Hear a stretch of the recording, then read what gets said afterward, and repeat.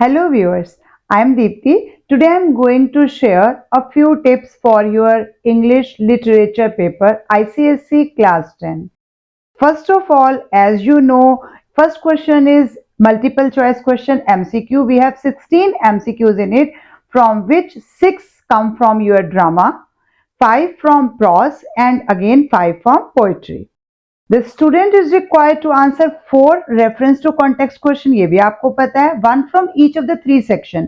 यानी एक क्वेश्चन आपने तीनों सेक्शंस में से करना है और बचा हुआ एक फोर्थ क्वेश्चन आप किसी भी सेक्शन से कर सकते हैं. तो ये आपका 80 मार्क्स के पेपर का सम अप है.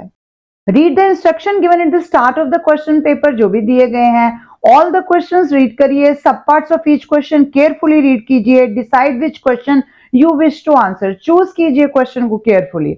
Understand the choice that you have given. You must answer all the questions in section A. सारे के सारे उसमें तो कोई चॉइस नहीं. 16 MCQ पूरे करने हैं. काइंड ऑफ क्वेश्चंस में पहले तो आपके पास MCQ हो गए. नेक्स्ट आके कंस्ट्रक्टेड रिस्पॉन्स क्वेश्चन जिनको CFQs कहते हैं, जो रेफरेंस टू द कॉन्टेक्स्ट होंगे वो करने हैं आपने. और लेटेस्ट के हिसाब से कि increasing the percentage of competency focused question ज्यादा आने वाले हैं, तो आप उसी हिसाब से प्रिपेयर करेंगे. Questions in the written examination can be classified as किस टाइप के क्वेश्चंस होते हैं. Factual, application based, analytical questions, evaluative question और creative question. First type of questions are factual questions in which आपको क्या चाहिए, recall details from the text. यानी कि जो टेक्स्ट में आपने पढ़ा है उसी को रिकॉल करेंगे, आपको आ जाएंगे. Understanding of the main story line या प्लॉट होनी चाहिए, उस पे बेस्ड ये क्वेश्चंस होंगे, तो आपको ये क्वेश्चंस इजीली समझ में आ जाएंगे. इसके कुछ एग्जांपल हो गए, जैसे where is the story the last lesson set, कहां पर हो रहा है. whom said the following words to whom, ये किसने किसको कहा है. what happened at the end of the story, to whose eyes is the story told, why was Caesar put to death. तो इस तरह के क्वेश्चंस हो गए जो नॉर्मल फैक्चुअल क्वेश्चंस हैं, यानी कि स्टोरी बेस्ड यानी कि प्लॉट बेस्ड क्वेश्चंस हैं. एमसीक्यूज जो टेस्ट होते हैं आपके ज्यादातर वो एप्लीकेशन बेस्ड होते हैं, जैसे वी ब्रीथ ब्रीफली, तो how they clang and clash and roar, I chatter over stony ways. तो इस तरह के unfamiliar context to test real learning पे होते हैं, जिसमें हम जो ज्यादा फेमस कॉन्टेक्स्ट नहीं है उनको भी उठा सकते हैं. Next type of question are analytical questions, यानी कि जिनमें आपको लॉजिकल कंक्लूजन निकालना है. तो कैसे निकालोगे आप, पहले आइडेंटिफाई करोगे उसके अंदर जुड़ा हुआ मीनिंग, इम्प्लिसिट मीनिंग क्या है, फिर उसकी इन्फ्रेंस और रिडक्शन लेने के बाद आप कर पाओगे. तो आंसर इस तरह के क्वेश्चंस के एक्सप्लिसिटली स्टेटेड नहीं होते हैं, आपको अपने लॉजिकल कंक्लूजन के हिसाब से आंसर देना है, जिसमें आपको अंडरस्टैंडिंग की बहुत ज्यादा जरूरत है. Demonstrate understanding, analyse, express opinion, उसके बाद इस तरह के क्वेश्चंस को आप कर पाओगे. इसमें एक और चीज है, एनालाइज करो कि मूड क्या है, सेटिंग क्या है, कैरेक्टर्स कौन से हैं, स्टाइल, स्ट्रक्चर या सिग्निफिकेंट एस्पेक्ट्स कौन से हैं, उसके बाद अपनी ओपिनियन को एक्सप्रेस करो. What words would you use to describe Cassius' mood when Brutus accuses him of taking bribes? तो यहां पर अपने तरह से एनालिटिकल क्वेश्चन का आंसर देने की कोशिश करो कि आपको क्या लगा कि कैसियस का मूड उस समय कैसा होगा जब ब्रूटस ने उस पर यह इल्जाम लगाया था कि तुम तो ब्राइब लेते हो. What is the mood in the classroom at the end of the last French lesson in the audits? में जब लास्ट लेसन दिया गया फ्रेंच का, तो कैसा मूड रहा होगा. तो ऐसे क्वेश्चंस में what is the central message of Angelio's poem? तो ये एनालिटिकल क्वेश्चंस हैं. इस तरह के बेस्ड क्वेश्चंस आपको पेपर में भी पूछे जाएंगे. फिर आते हैं इवैल्यूएटिव क्वेश्चंस, जिसमें आपको पर्सनल रिस्पॉन्स देना है अपनी ओपिनियन पे बेस्ड क्वेश्चंस की तरह. जैसे आपको प्रॉपर मूड पता चल गया, सेटिंग, कैरेक्टर, तो उसके बाद प्रेफरेंस विद जस्टिफिकेशन, आप किस आंसर को प्रेफर कर रहे हो और आप उसको कैसे जस्टिफाई कर रहे हो, these are the major things.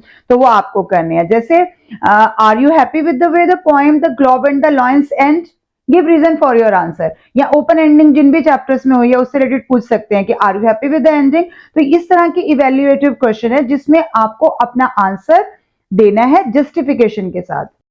Next आ गया हमारे पास रीजनिंग टाइप क्वेश्चन, जिसमें 2 स्टेटमेंट्स भी दी हो सकती हैं और उन 2 स्टेटमेंट्स में क्या रिलेशन है कि second is the correct explanation, not the correct explanation, one is true and other is false. इस तरह के क्वेश्चंस हो जाएंगे. जैसे हम एक चैप्टर के बारे में बात करें तो victims of the Hiroshima bombing walked with their arms outstretched, तो स्टेटमेंट 1 हो गई. Statement 2, friction of their Burns cause them intense pen. तो ये दोनों स्टेटमेंट एक दूसरे से क्या है, कॉन्ट्राडिक्टी हैं, रिलेटेड हैं, एक्सप्लेनेशन है, नहीं है, तो ये देना है आपने। इसके अलावा metaphor of A bonsai tree in her poem a work of artifice अगर आपने पढ़ा तो PSC explores the idea that, तो क्या आ रहा है, तो यहाँ पर एमसीक्यू में हम टेस्ट कर रहे हैं core rather than peripheral learning. सिर्फ लाइन का मीनिंग नहीं है, पोएट्री में हमेशा लाइन का डीप मीनिंग होता है। Women need to be cherished and protected, इस तरह से ले सकते हैं।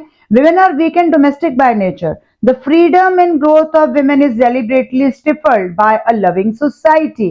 तो यहाँ पर वर्क ऑफ आर्टिफाइस में बॉन्साई ट्री किसके लिए मेटाफर मतलब लिया गया है, किसको डिपिक्ट कर रहा है। और लास्ट है bonsai is better of in A small attractive pot. तो आप सोचो इसमें से कि ये क्या इसका मीनिंग डिपिक्ट हो रहा है, तो यहाँ पर इस तरह के क्वेश्चंस भी आएंगे। इसके अलावा main suggestions from my side are read the text over and over again, बार बार चैप्टर्स को रीड करो, हर बार हमें डिटेल्स में कोई और नई डिटेल ऐड हो जाती है।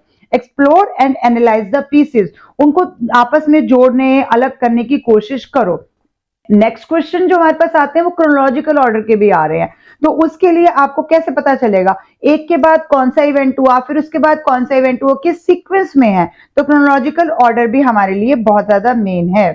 Thorough understanding of the meanings of the word and phrases in the text and able to explain them, meaning word meaning आनी है, किस तरह से उनको हम लिटरली क्या मीनिंग लेते हैं, मेटामॉर्फिकली क्या मीनिंग ले सकते हैं, या हमारे कॉन्टेक्स्ट के अकॉर्डिंगली उनका क्या मीनिंग है।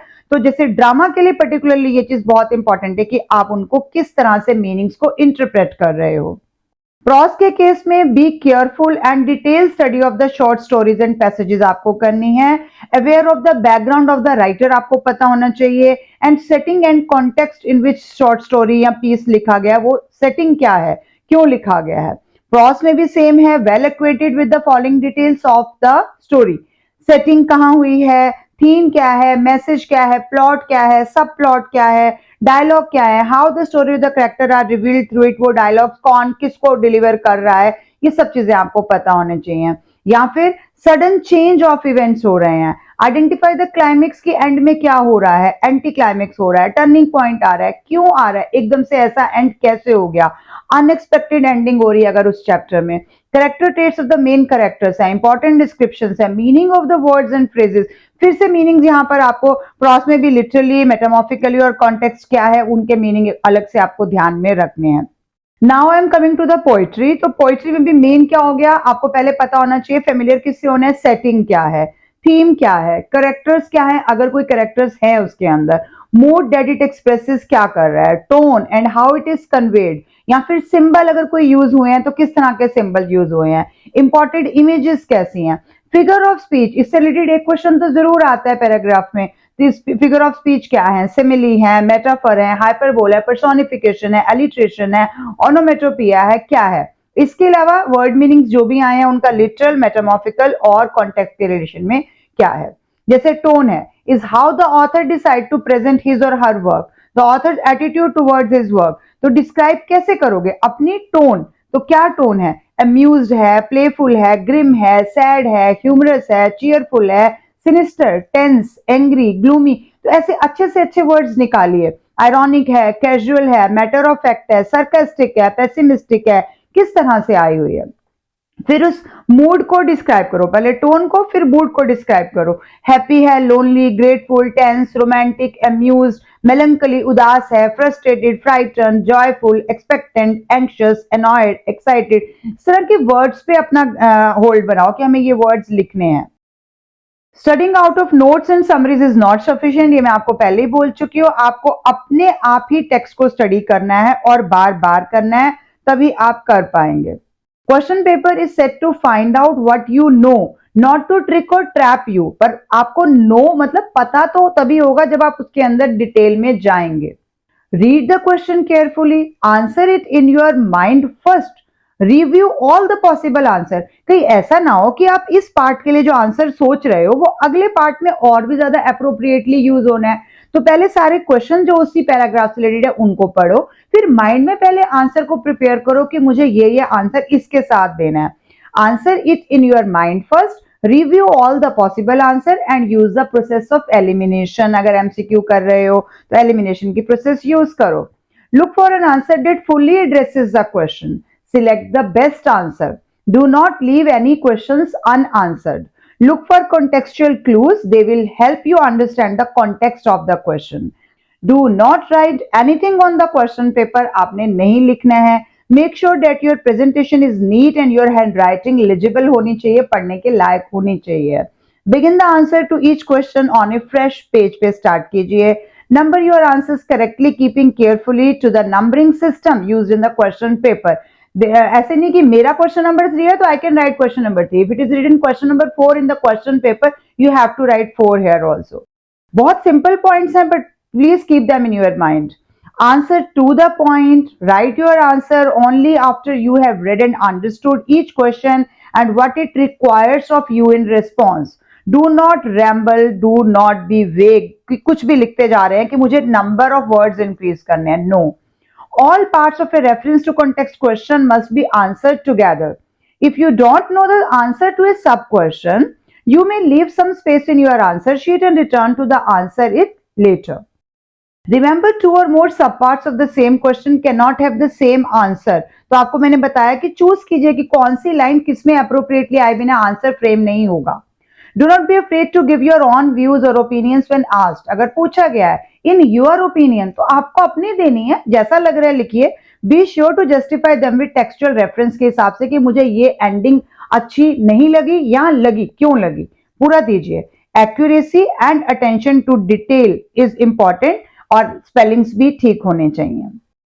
When you have finished writing all the answer, take time to recheck your answer to ensure that you have not left any subpart unanswered and that your answers are appropriate to the given questions. ये दो चीजें आपको last में जरूर check करनी है.